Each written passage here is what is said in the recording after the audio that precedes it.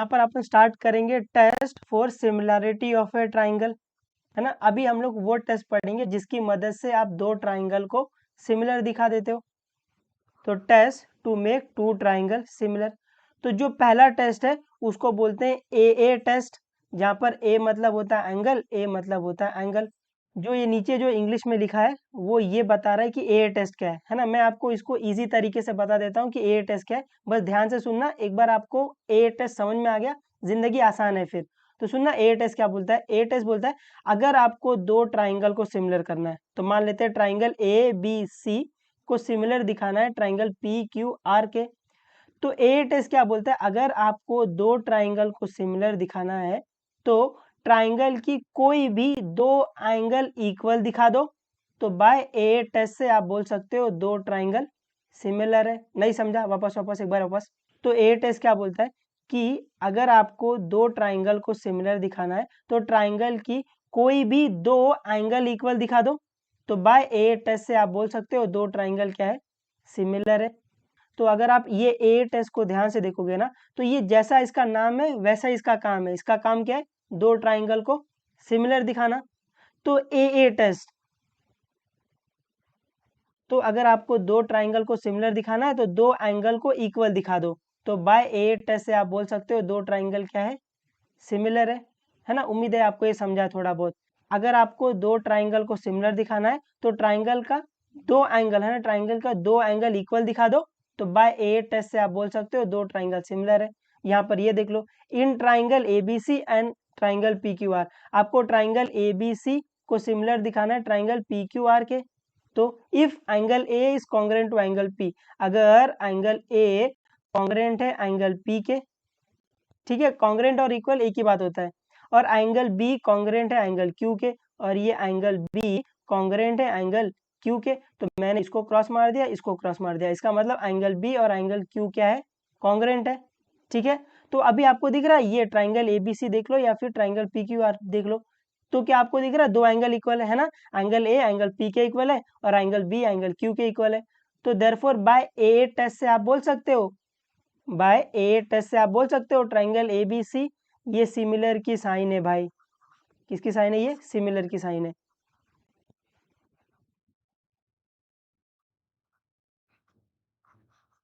ये समझा। तो triangle A B C is similar to triangle P Q R, है ना। उम्मीद है ये आपको समझा रहेगा। ए टेस्ट सिंपली क्या बोलता है, अगर आपको दो ट्राइंगल को सिमिलर दिखाना है तो ट्राइंगल की कोई भी दो एंगल इक्वल दिखा दो। नेक्स्ट जो टेस्ट है उसको बोलते हैं एस टेस्ट। एस मतलब होता है साइड, ए मतलब होता है एंगल और एस मतलब होता है साइड। तो ये जो लिखा है वो इंग्लिश में लिखा है कि एस टेस्ट क्या होता है। मैं आपको इसको इजी तरीके से हिंदी में बता देता हूँ कि एस टेस्ट क्या बोलता है। तो एस टेस्ट क्या बोलता है, अगर आपको दो ट्राइंगल को सिमिलर दिखाना है, तो मान लेते हैं ट्राइंगल ए बी सी को आपको सिमिलर दिखाना है ट्राइंगल पी क्यू आर के। तो ऐसे टेस्ट क्या बोलता है, अगर आपको दो ट्राइंगल को सिमिलर दिखाना है तो ट्राइंगल में दो साइड प्रपोर्शन में दिखा दो और उसके बीच का एंगल इक्वल दिखा दो। क्या बोलता है वो, दो साइड प्रपोर्शन में दिखा दो और उसके बीच का एंगल इक्वल दिखा दो। तो बाय एस टेस्ट से आप बोल सकते हो दो ट्राइंगल सिमिलर है। दैट इज, यहाँ पे देख लो, तो यहाँ पर देख लो, अगर मुझे ट्राइंगल ए बी सी को सिमिलर दिखाना है ट्राइंगल पी क्यू आर के, ये ट्राइंगल ए बी सी को सिमिलर दिखाना है ट्राइंगल पी क्यू आर के, तो if A B upon P Q is equal to B C upon Q R, यहाँ पे देखो A B upon P Q equal है B C upon Q R के, है ना। तो यहाँ पे देखो एक लाइन है, एक लाइन है, और ये एक लाइन है ना। ये मैंने पूरा लाइन क्रॉस नहीं किया है क्योंकि ये अपॉन में, तो A B upon P Q equal है B C upon Q R के। तो दिखा दो साइड प्रपोर्शन में, and angle B is congruent to angle Q. ठीक है, अगर ऐसा है तो आप ये ट्राइंगल एबीसी देख लो अभी या फिर ट्राइंगल पी क्यू आर देख लो, तो आपको दिख रहा है दो साइड प्रपोर्शन में है और उसके बीच का एंगल इक्वल है।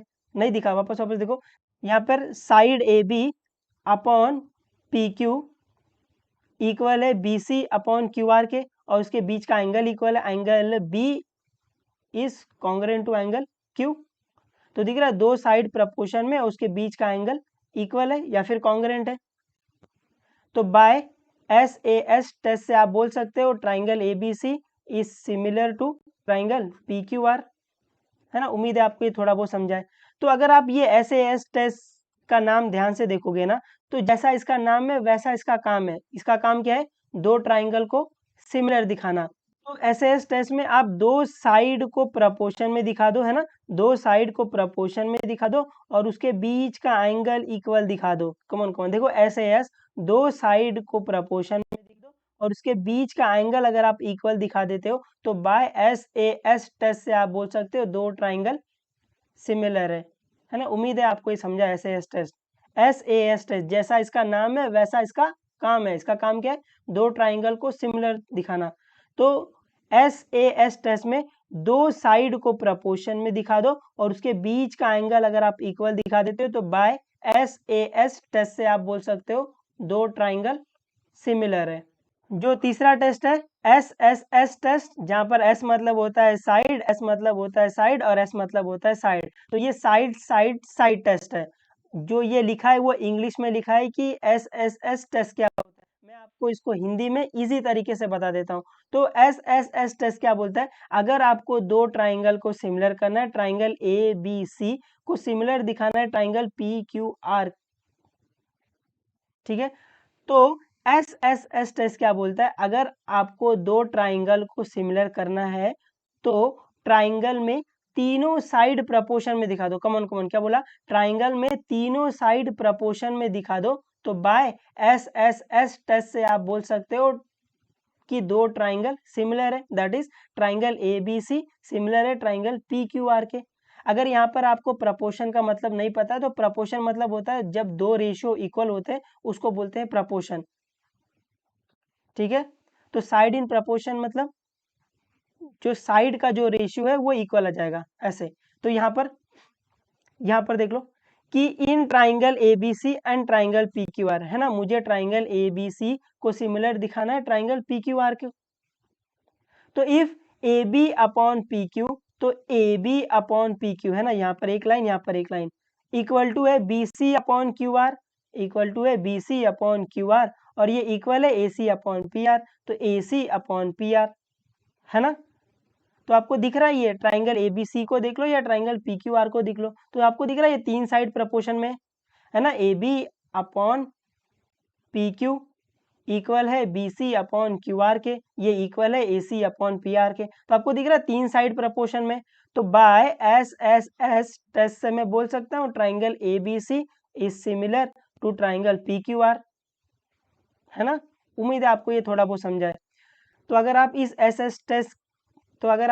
SSS टेस्ट के नाम को थोड़ा ध्यान से देखोगे तो जैसा इसका नाम है वैसा इसका काम है। इसका काम क्या है? दो ट्राइंगल को सिमिलर दिखाना।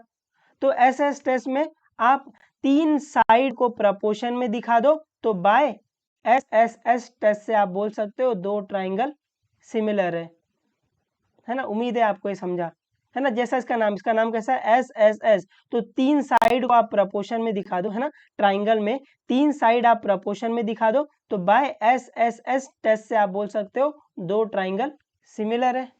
अभी यहाँ पर how to make two triangle similar, है ना, how to make two triangle similar, आप दो ट्राइंगल को सिमिलर कैसे बनाओगे? तो उसके लिए ये तीन ही तरीके हैं ना, अपने पास तीन ही टेस्ट है।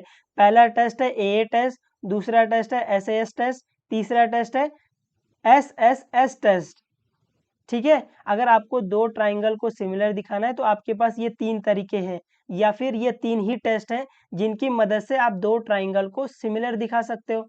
तो ए टेस्ट क्या बोलता है? अगर आपको दो ट्राइंगल को सिमिलर दिखाना है तो ट्राइंगल में दो एंगल इक्वल दिखा दो।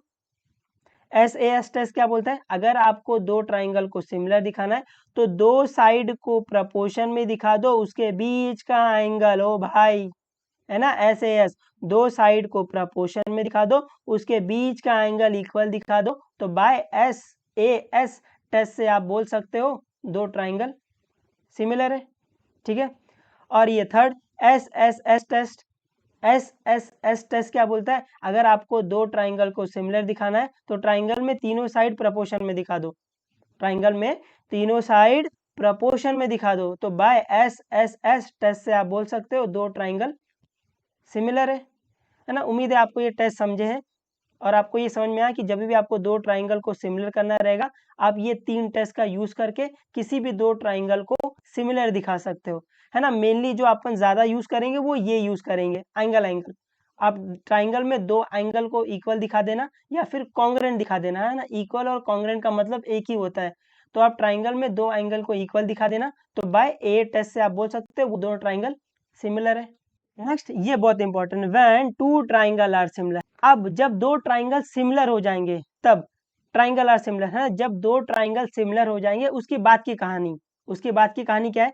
Triangle are similar, then first their corresponding sides are in proportion. Come on come on, triangles are similar, अगर दो ट्राइंगल सिमिलर है उसके बाद की कहानी क्या है? Their corresponding sides are in proportion and their corresponding angles are congruent.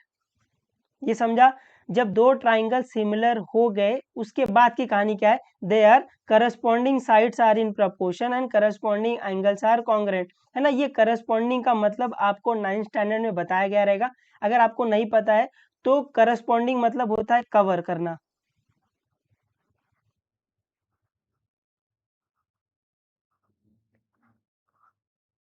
Corresponding मतलब क्या होता है? कवर करना। Triangle are similar, their corresponding sides are in proportion, इसका मतलब वही साइड प्रपोर्शन में आएंगी जो एक दूसरे को कवर कर रही हैं जब मैं एक ट्राइंगल को उठा के दूसरे ट्राइंगल के ऊपर रखता हूं। इसका मतलब अगर रियल में मैं एक ट्राइंगल को उठा के दूसरे ट्राइंगल के ऊपर रखता हूं तो वही साइड प्रपोर्शन में आएंगी जो एक दूसरे को कवर कर लेंगी। नहीं समझा? वापस वापस सुन लो एक बार। When triangle are similar, their corresponding sides are in proportion, इसका मतलब होता है कि अगर ट्राइंगल सिमिलर है तो वही साइड प्रपोर्शन में आएंगी जो एक दूसरे को कवर कर रही हैं जब मैं एक ट्राइंगल को उठा के दूसरे ट्राइंगल के ऊपर रखूंगा। ये समझा? उम्मीद है आपको ये थोड़ा बहुत समझा है। And their corresponding angles are congruent, तो वही एंगल कॉन्ग्रेंट होंगे जो एक दूसरे को कवर कर रहे हैं जब मैं एक ट्राइंगल को उठा के दूसरे ट्राइंगल के ऊपर रख रहा हूं, है ना। रियल में जब एक ट्राइंगल को उठा के दूसरे ट्राइंगल के ऊपर रखोगे तो वही एंगल कॉन्ग्रेंट आएंगे जो एक दूसरे को कवर कर रहे हैं ना। अगर मैं ये ट्राइंगल ए बी सी को उठा के ट्राइंगल पी क्यू आर के ऊपर रखता हूं तो एंगल ए एंगल पी को कवर कर लेगा, तो ये angle A angle P congruent हो जाएंगे। उम्मीद है आपको ये समझा। When two triangle are similar, उसके बाद की कहानी क्या है? Their corresponding sides are in proportion and corresponding angles are equal. Come on, when triangles are similar their corresponding sides are in proportion, corresponding angles are equal, है ना। ये आपको याद रखना है कि जब दो ट्राइंगल सिमिलर हो जाता है उसके बाद की कहानी। तो यहाँ पर ऐसे ट्राइंगल एबीसी सिमिलर है ट्राइंगल पी क्यू आर के, ये ट्राइंगल एबीसी सिमिलर है ट्राइंगल पी क्यू आर के, है ना। ये सिमिलर है, उसके बाद की कहानी क्या? फर्स्ट वाला, their corresponding sides are in proportion, तो ये A B upon P Q, A B upon P Q equal होगा B C upon Q R के, B C upon Q R के इक्वल होगा A C upon P R के। इसको बोलते हैं CSCT, इसका मतलब होता है corresponding sides of a similar triangle. ये समझा? Next, their corresponding angles are equal, अगर triangle A B C similar है ट्राइंगल पी क्यू आर के तो their corresponding angles are congruent. Corresponding angle क्या होगा? एंगल ए कॉन्ग्रेंट होगा angle P के, तो पहला एंगल ए कॉन्ग्रेंट होगा एंगल पी के, फिर बी कॉन्ग्रेंट होगा एंगल क्यू के, एंगल बी कॉन्ग्रेंट होगा एंगल क्यू के, एंगल सी कॉन्ग्रेंट होगा एंगल आर के, एंगल सी कॉन्ग्रेंट होगा एंगल आर के। इसका रीजन क्या आएगा? CAST, इसका मतलब होता है corresponding angle of a similar triangle. ये समझा? है ना। उम्मीद है आपको ये समझा है कि when two triangle are similar their corresponding sides are in proportion और करस्पॉन्डिंग एंगल्स आर इक्वल।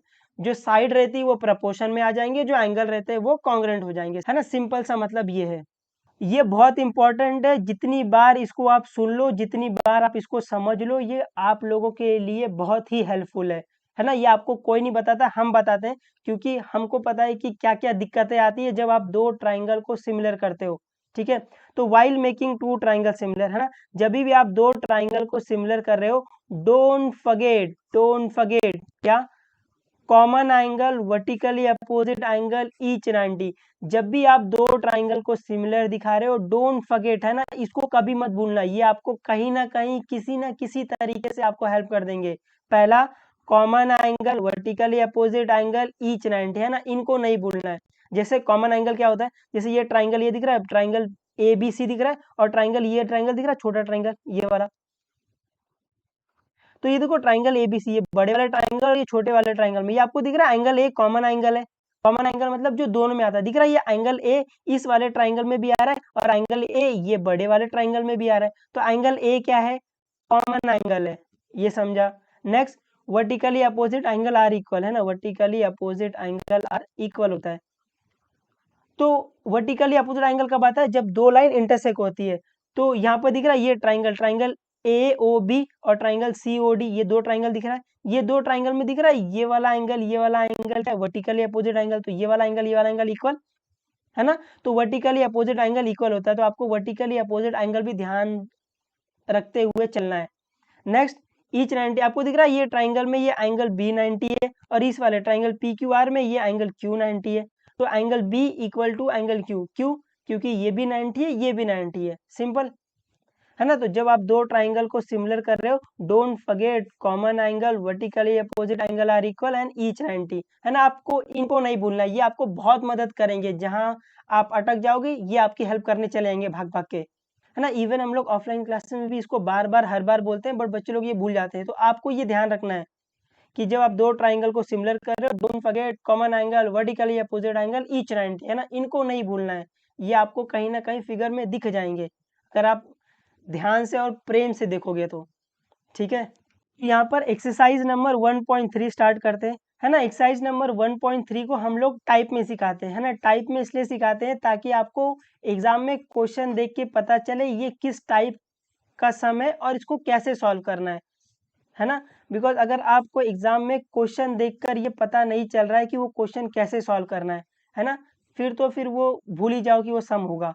तो टाइप में सिखाने का ये एक फायदा है कि आपको क्वेश्चन देख के तुरंत पता चलता है, अच्छा ये इस टाइप में है और इसको ऐसे सॉल्व करना है, ठीक है। तो पहला टाइप है make triangle ABC similar to triangle PQR, है ना। पहले टाइप में वो बोलेंगे बेटा ये एक ट्राइंगल है, ये एक ट्राइंगल है, ये दोनों ट्राइंगल को सिमिलर दिखाओ, सिंपल है। पहला टाइप वो बोलेंगे बेटा ये एक ट्राइंगल है, ये एक ट्राइंगल, आपको दो ट्राइंगल दे देंगे और बोलेंगे बेटा ये दोनों ट्राइंगल को सिमिलर दिखाओ। तो आपको पता है दो ट्राइंगल को सिमिलर अपन कैसे दिखाते हैं, है ना। पहला टेस्ट AA टेस्ट, दूसरा टेस्ट SAS टेस्ट, तीसरा टेस्ट SSS टेस्ट, है ना। ये तीन टेस्ट की मदद से आप दो ट्राइंगल को सिमिलर दिखा देते हो, है ना। उम्मीद है आपको ये पहला टाइप समझा। पहला टाइप बहुत इजी टाइप है, वो सिंपली आपको बोलेंगे बेटा ये एक ट्राइंगल है, ये एक ट्राइंगल है, दोनों ट्राइंगल को सिमिलर करो, खत्म जिंदगी है इसमें। ये question number, in the adjoining figure, आपको एक फिगर दिख रहा होगा, angle ABC is equal to 75 degree. तो देखो एंगल ABC 75 दिया, तो इसको फिगर में 75 मार्क कर लिया है। Angle EDC is equal to 75 degree, तो देखो EDC 75, तो इसको भी फिगर में मार्क करके 75 लिख लिया। State which two triangles are similar, आपको बताना है कौन से दो ट्राइंगल सिमिलर है, एंड बाय विच टेस्ट, और कौन से टेस्ट से वो सिमिलर है। Also write the similarity of the two triangle by proper 1-to-1 correspondence, है ना। ये 1-to-1 करस्पॉन्डेंस अभी आपको 2 मिनट में बता देंगे कि ये 1-to-1 करस्पॉन्डेंस का मतलब क्या है, ठीक है। तो अभी आपको क्या करना है, ये फिगर को देखना है और बताना है कौन से दो ट्राइंगल सिमिलर है और कौन से टेस्ट से। तो पहली बात, ये फिगर को देखकर आपको कितने ट्राइंगल दिख रहे हैं, दो ट्राइंगल दिख रहा होगा, एक तो ये बड़ा वाला और एक तो ये छोटा वाला। और कोई ट्राइंगल दिख रहा है किसी को, कोई महान आत्मा रहेगी जिसको एक और ट्राइंगल भी दिख जाए। सबको दो ही दिख रहा है ना, ये बड़ा वाला और ये छोटा वाला, मतलब ट्राइंगल ABC आपको दिख रहा होगा और ट्राइंगल EDC दिख रहा होगा, ठीक है। तो मुझे ट्राइंगल ABC और ट्राइंगल DCE को सिमिलर दिखाना है ना। एक और बात मेरी नोट कर लेना, आप जब दो ट्राइंगल को सिमिलर दिखाते हो ना, तो आप स्टार्टिंग में कैसे भी नाम लिख सकते हो, इसका नाम ABC लिख लो या फिर CAB लिख लो या फिर BCA लिख लो, है ना, कोई फर्क नहीं पड़ता। आपको ये दो ट्राइंगल को सिमिलर दिखाना है तो आप स्टार्टिंग में कैसा भी नाम लिख सकते हो, कोई दिक्कत नहीं है, ठीक है। और इस वाले ट्राइंगल को ट्राइंगल DEC लिख लो, ये समझा। तो अभी मुझे ट्राइंगल ABC और ट्राइंगल DCE को सिमिलर दिखाना है। तो इन दोनों ट्राइंगल में आप देख लो कि आपको क्या क्या सेम दिख रहा है। तो पहला आप देखोगे तो एंगल B एंगल D के इक्वल दिख रहा है ना 75। तो पहला angle B is congruent to angle D, क्यों? ईच 75। और कुछ दिख रहा है इस ट्राइंगल में? मैंने आपको बताया था जब आप दो ट्राइंगल को सिमिलर कर रहे हो, don't forget common angle, vertically opposite angle, each 90। तो यहाँ कुछ दिख रहा है ना? ट्राइंगल ABC को देखो और ये ट्राइंगल को देखो, कुछ दिख रहा है? ये दिख रहा है एंगल C, दोनों ट्राइंगल में है। तो एंगल C क्या है? Common angle. तो angle C equal to angle C, reason common angle. ये समझा? तो आपको दिखा ये दो ट्राइंगल में मैंने दो एंगल को इक्वल दिखा दिया है। तो बाय AA टेस्ट से मैं बोल सकता हूँ कि ट्राइंगल, ये बड़ा वाला ट्राइंगल सिमिलर है ये छोटे वाले ट्राइंगल के, है ना? अभी यहाँ पर एक और बात ध्यान रखना, जब आप दो ट्राइंगल को सिमिलर दिखा देते हो उसके बाद उस टेस्ट के अकॉर्डिंग उसका नाम लिखना बहुत जरूरी हो जाता है। इसको ही बोलते हैं 1-to-1 करस्पॉन्डेंस। वापस स्टार्टिंग में जब आप दो ट्राइंगल को सिमिलर दिखा रहे हो तब स्टार्टिंग में आप इस ट्राइंगल का नाम कैसे भी ले सकते हो, लेकिन जब आप दो ट्राइंगल को सिमिलर दिखा देते हो तो आपको उस टेस्ट के अकॉर्डिंग उसका नाम लिखना बहुत ज़रूरी हो जाता है। तो जैसे यहाँ पर अगर मैं ये ट्राइंगल ABC का नाम लिखूँ तो यहाँ पर एंगल B एंगल D के इक्वल है। तो इस वाले ट्राइंगल में अगर मैं पहला नाम B लिखता हूँ तो इस वाले ट्राइंगल में मुझे पहला D लिखना पड़ेगा, क्यों? क्योंकि एंगल B एंगल D के इक्वल है, ये समझा? दूसरा एंगल C के इक्वल है। तो अगर मैं इस वाले ट्राइंगल में सेकंड प्लेस पे C लिखता हूँ तो इस वाले ट्राइंगल में मुझे सेकंड प्लेस पे C लिखना पड़ेगा, क्यों? क्योंकि एंगल C के इक्वल है। इस वाले ट्राइंगल में क्या बच गया? A बच गया है। इस वाले ट्राइंगल में क्या बच गया? E बच गया है। ठीक है, तो ये वाला ट्राइंगल BCA सिमिलर है ट्राइंगल DCE के। इसको ही बोलते हैं 1-to-1 correspondence. 1-to-1 correspondence simple ये समझ लो कि उस टेस्ट के अकॉर्डिंग उसका नाम लिखना। और आप इसको घुमा घुमा के भी लिख सकते हो, है ना? अगर आपको इसको थोड़ा और अच्छा दिखाना है तो ये देखो BCA और DCE, है ना? ये अगर आपको इसको थोड़ा और अच्छा दिखाना है तो ये A को आगे फेंक लो। तो लेकिन जब आप ये A जो थर्ड पोजीशन पे, इसको अगर फर्स्ट पोजीशन पे फेंकोगे तो यहाँ पर जो थर्ड पोजीशन पे रहेगा वो फर्स्ट पोजीशन पे आ जाएगा।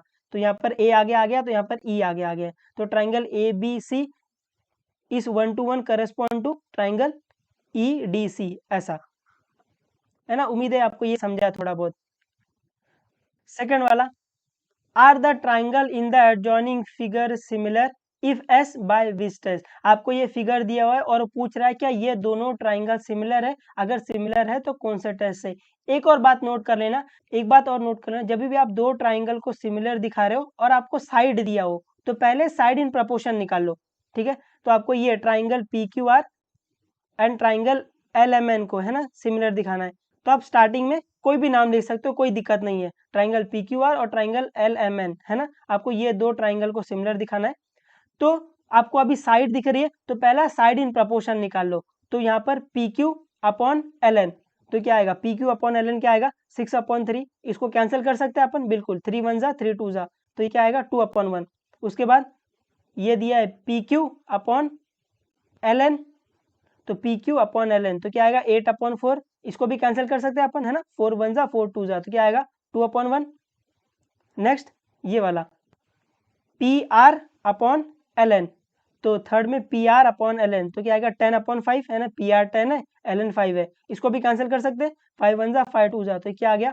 2/1। तो ये फ्रॉम 1 2 और 3 देखोगे, फ्रॉम 1 2 एंड 3 देखोगे तो ये मैं बोलूँ कि इसका RHS इक्वल है, तो इसका LHS सब इक्वल हो जाएगा। तो PQ अपॉन LM इक्वल है QR अपॉन MN के, और ये इक्वल है PR अपॉन LN के। तो आपको ये दिख रहा है, ये साइड इन प्रपोर्शन है ना? ये वाली PQ अपॉन LN इक्वल है QR अपॉन MN के, और ये इक्वल है PR, ये इक्वल है PR अपॉन LN के। तो आपको दिख रहा है ये तीन साइड प्रपोर्शन में PQ अपॉन LN इक्वल है QR अपॉन MN इक्वल है P R upon L N. तो ये दिख रहा है 3 साइड प्रपोर्शन में। Therefore by S S S test से आप बोल सकते हो ये triangle P Q R similar है ट्राइंगल एल एम एन के। लेकिन मैंने आपको बताया था जब भी आप दो ट्राइंगल को सिमिलर दिखा लोगे उसके बाद उस टेस्ट के अकॉर्डिंग उसका नाम लिखना। तो यहाँ पर क्या है P Q upon L M है। तो अगर मैं यहाँ पर इस वाले ट्राइंगल का नाम लिखने के लिए अगर मैं यहाँ पर पहला पी क्यू लिखता हूँ तो इस वाले ट्राइंगल में मुझे पहला एल एम लिखना पड़ेगा क्योंकि P Q upon L M है। दूसरा Q R upon M N, तो क्यू आर, तो यहाँ पर क्यू है तो यहाँ पर मैं आर लिख दे रहा हूँ। तो क्यू आर अपॉन क्या चाहिए एम एन, तो यहाँ पर एम है यहाँ पर मैंने एन लिख दिया। तो यहाँ पे देखो Q R upon M N है, ये समझा। ये भी आना चाहिए P R upon L N आना चाहिए। तो यहाँ पे देखो ये P R upon L N ये भी है। तो मैंने इस टेस्ट के अकॉर्डिंग इसका नाम लिख दिया, है ना। आपको ये ध्यान रखना है हमेशा जब भी ट्राइंगल का नाम आप लेते हो, है ना, वो ट्राइंगल का नाम नहीं दे रहे, आप ट्राइंगल का नाम दे रहे हो, तो आप स्टार्टिंग में ट्राइंगल का नाम कैसे भी लिख सकते हो, कोई दिक्कत नहीं है। लेकिन जब आप दो ट्राइंगल को सिमिलर दिखा देते हो तो उसके बाद उस टेस्ट के अकॉर्डिंग उसका नाम लिखना बहुत जरूरी होता है ना। तो उम्मीद है आपको ये समझा है। ये फोर्थ वाला, इन ट्राइंगल एबीसी, दिख रहा है triangle ABC, in triangle ABC AP is perpendicular to BC. ये परपेंडिकुलर मतलब होता है 90 डिग्री, तो AP is perpendicular to BC मतलब इन दोनों के बीच में क्या है 90 डिग्री है। BQ is perpendicular to AC, कहाँ है बीक्यू, ये BQ is perpendicular to AC मतलब ये दोनों लाइन के बीच में भी 90 डिग्री है। B dash P dash C, इसका मतलब होता है ये पॉइंट कोलिनियर है, ये पॉइंट कोलिनियर ऐसे।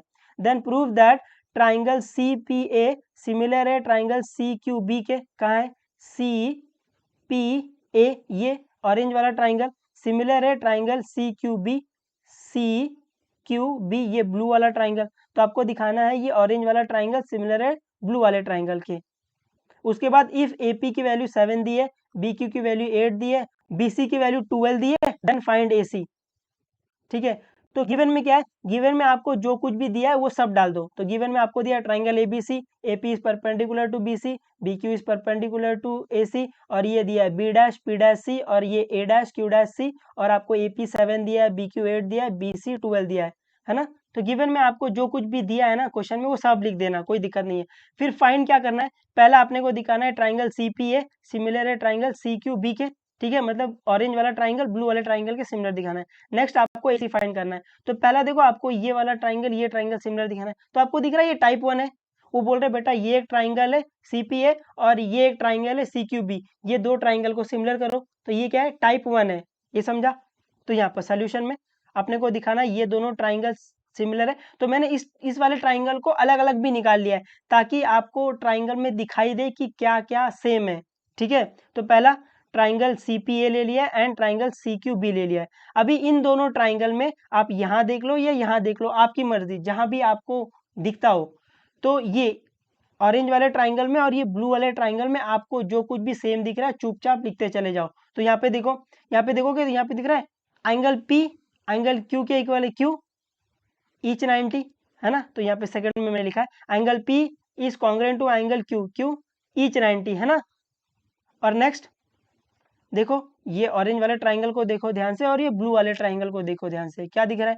अब देखो इसका नाम क्या है ए पी सी, इसका नाम क्या है क्यू बी सी, ये दिख रहा है सी सी, इधर भी सी है इधर भी सी है, तो दिख रहा है ये कॉमन एंगल है। अगर यहाँ भी आप देखोगे तो यहाँ पे दिखेगा ये कॉमन एंगल है ना। ये एंगल सी ब्लू वाले ट्राइंगल में भी आ रहा है और ये एंगल सी ऑरेंज वाले ट्राइंगल में भी आ रहा है ना। तो आप ऐसे अलग अलग अलग फिगर बना लोगे तो आपको ये दिख जाएगा कि एंगल सी यहाँ भी आ रहा है एंगल सी यहाँ भी आ रहा है, तो ये क्या है कॉमन एंगल है। तो यहाँ पर angle C is congruent to angle C, reason common angle, ऐसे, है ना। और आपको चाहिए तो ये पूरा नाम लिख लेना, इसका पूरा नाम क्या आएगा, इसका पूरा नाम आएगा ये angle A C P congruent to angle Q C B, ऐसा, है ना। ऐसे ऐसे ऐसे भी चलेगा।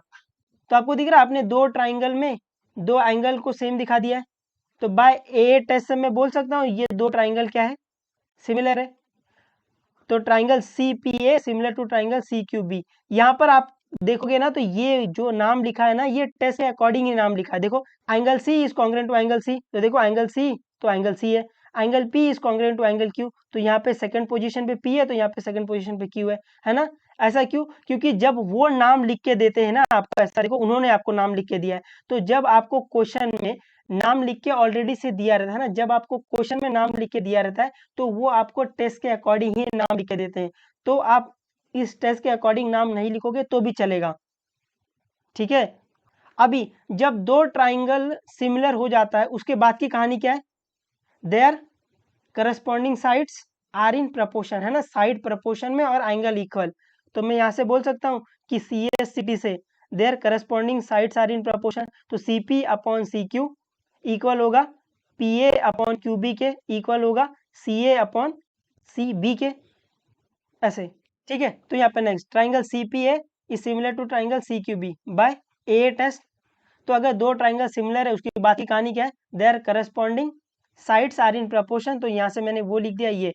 तो अभी अपने को क्या दिया था? अपने को ए पी 7 दिया है, बी क्यू 8 दिया है, बी सी 12 दिया है, और अपने को फाइंड क्या करना है?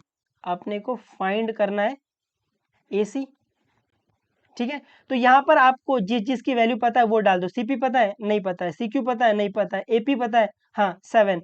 बी क्यू पता है? हाँ 8। सी ए पता है? नहीं। सी बी पता है? हाँ 12, है ना। तो ये दोनों को ले लो, यहाँ पे 7/8 is equal to C A upon 12। तो यहाँ से मैं बोलूँ आप सी ए फाइंड कर सकते हो। यहाँ पे 12 क्या हो रहा है? डिवाइड, वहां जाकर मल्टीप्लाई। तो सी ए को आप ए सी भी लिख सकते हो, कोई बात नहीं, है ना, दोनों का मतलब एक ही है।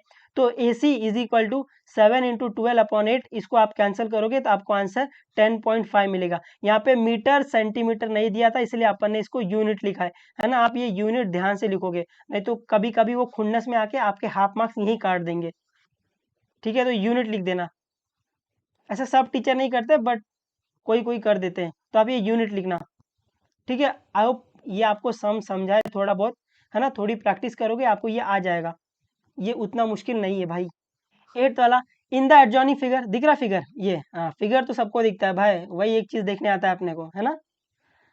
सेग A C and B D intersect each other at the point P. तो सेग ए सी इंटरसेक्ट मतलब कट करना, intersect B D at the point P, इतना समझा। And A P upon C P equal है B P upon D P के। ए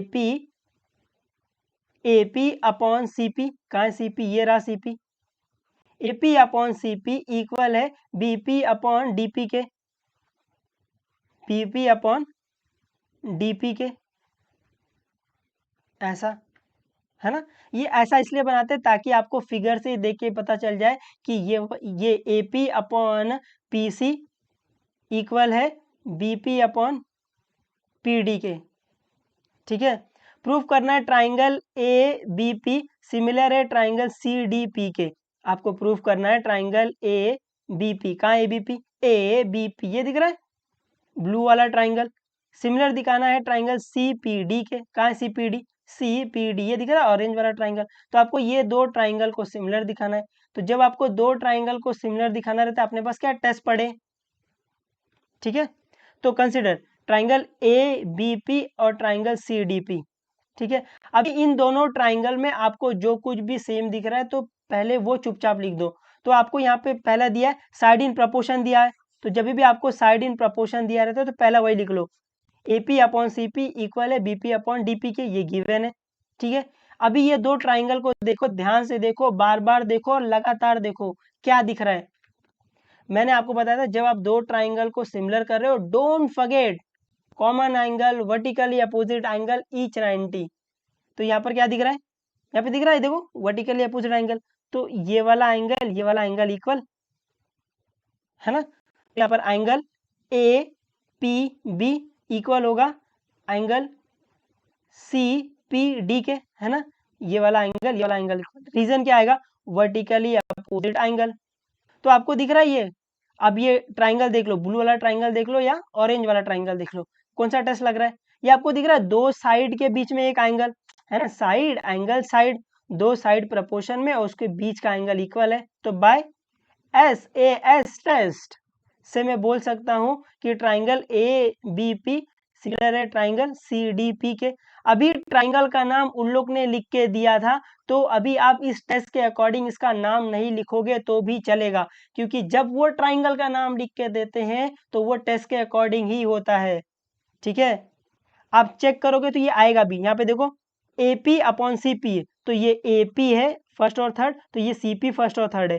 फिर BP upon DP, BP upon DP, है ना, ये सेकेंड और थर्ड पे, तो ये भी सेकेंड और थर्ड पे, और angle P equal to angle P है, तो ये एंगल P इधर है तो एंगल P इधर है, ऐसे, है ना। उम्मीद है आपको ये समझा, ये उतना भी मुश्किल नहीं है, आप थोड़ा सा ध्यान दोगे और प्रैक्टिस लगेगी भाई मैथ्स में, बिना प्रैक्टिस के कोई कहीं नहीं गया है।